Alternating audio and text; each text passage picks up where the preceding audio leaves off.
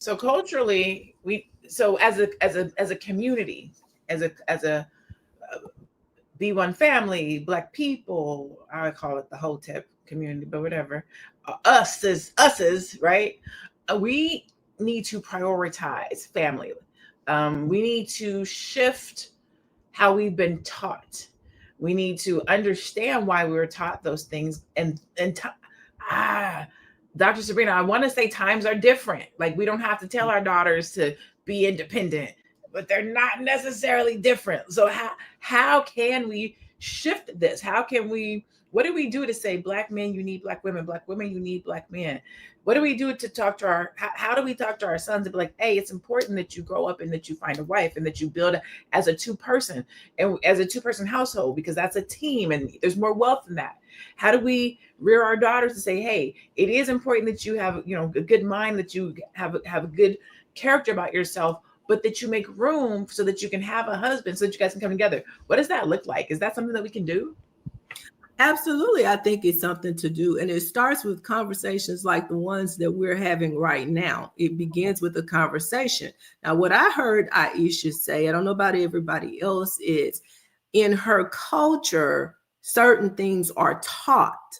And I think right now the conversation, to Shala's point, is a lot of times, what are we teaching our young girls? We're teaching them to be independent. Are we teaching them to be wives? You have to be taught how to be a wife. I've been married 30 years and I'll go around with anybody on this thing or this topic of marriage. That's not something that just because you stand up at the altar and say I do because you felt all warm and fuzzy about this guy, hey, you're gonna be a wife. No, that's not how that works. You have to learn, you have to become.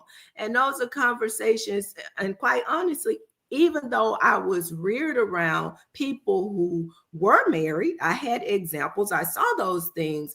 It was totally different when I became a wife. That's something I had to grow into, and I'm still becoming, because there are some days, I tell you, there are some days when I'm wondering if I can need to go back and read the fine print on that contract. But I'm just saying, Tell the truth and shame the devil. True. Yeah, that's my truth. That's my truth. Hopefully my husband will never see this video. But anyway, but again, in all seriousness, that conversation. Now, I heard you say, Dr. Lene, that in the Pale culture, young ladies are taught, you go to college, and if you get the degree, it's okay. But what you must get is the mate. That's the mission, the mate. We don't have that conversation. So, I think all of this starts with a conversation around what is it that we're trying to do.